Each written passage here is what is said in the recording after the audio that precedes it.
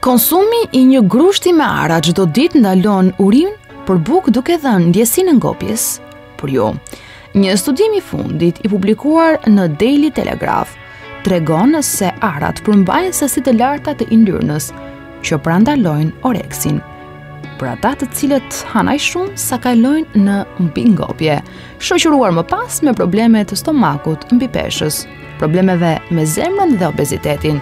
Studiuesit thonë se kjo ndodh për shkak se ata sulmojnë një hormon që nxit urinë dhe stimulon rritjen e hormonit.